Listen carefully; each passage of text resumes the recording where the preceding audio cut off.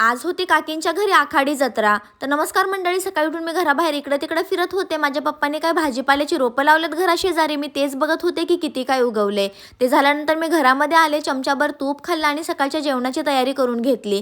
पियाला सकाळी 11 वाजता अकॅडमीला जायचं असतं, मग जेवण मला त्याच्या अगोदरच बनवायचं राहतंय. पिया अकॅडमीला जाताच मी काकीकडे गेले. त्यांचं पोळ्यांचा स्वयंपाक बनवणं चालू होतं. सकाळी 12च्या अगोदर त्यांना देवाला पोळ्याचा नैवेद्य दाखवायचा होता. त्यानंतर ते 2 कोंबडे कापणार होते. काकीने दुपारच्या 12 वाजता सगळी पूजा वगैरे मांडून घेतली, देवाला प्रसाद वगैरे दाखवला. तोपर्यंत पिया पण अकॅडमीवरून माघारी आले. आज दुपारून माझे एक फॉलोवर मला घरी भेटायला आले होते. खरं तर त्यांनी नवीन गाडी घेतली आहे, त्यामुळे ते पडस्थळच्या मंदिरावरती गेले होते. संध्याकाळी 6 वाजता मी विचार केला की एक चक्कर मी इंदापूरला मारून यावं, कारण माझं पॅन कार्ड अपडेट करायला दिलं होतं, ते काय अजून झालं नव्हतं. ते सगळं करून माघारी आले. तोपर्यंत बघते तर काय काकींची पूर्ण तयारी झाली होती जेवणाची, फक्त भाकरीच राहिल्या होत्या.